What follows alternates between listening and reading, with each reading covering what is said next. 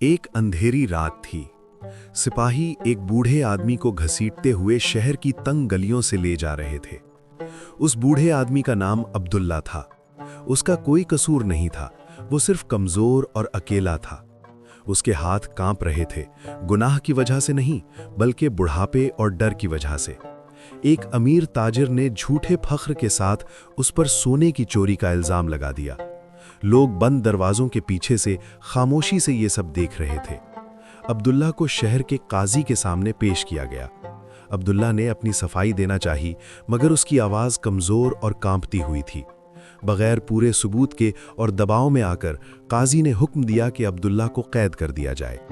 Jail بہت پرانی تھی، پتھروں سے بنی ہوئی۔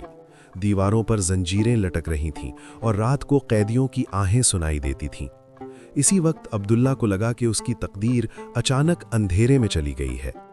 عبداللہ نے ساری زندگی ایمانداری سے گزاری تھی۔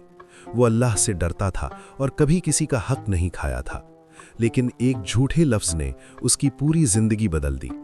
وہ جیل کے ایک اندھیرے کونے میں اکیلا بیٹھا رہتا۔ دن ہفتوں میں بدل گئے، اس کا جسم کمزور ہو گیا مگر دل زندہ رہا۔ وہ سوچتا رہتا کہ ظلم کبھی کبھی انصاف جیسا کیوں لگنے لگتا ہے۔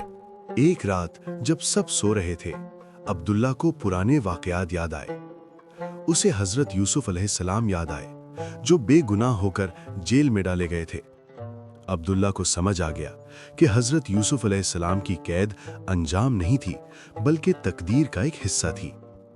ایک رات جب دل بہت ٹوٹ گیا، عبداللہ نے روتے ہوئے ہاتھ اٹھائے۔ اس نے کہا کہ لوگوں نے سارے دروازے بند کر دیے ہیں، بس اللہ کا دروازہ اب بھی کھلا ہے۔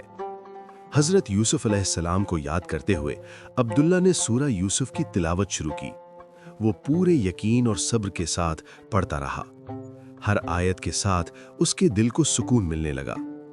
اس رات کے بعد سورہ یوسف اس کا روز کا وظیفہ بن گئی۔ جیل وہی رہی مگر عبداللہ کا دل بدل گیا۔ ڈر آہستہ آہستہ ختم ہو گیا اور اس کی جگہ یقین آ گیا۔ دوسرے قیدی اس کا سکون دیکھ کر حیران ہوتے۔ وہ اس سے پوچھتے کہ وہ اتنا مضبوط کیسے ہے۔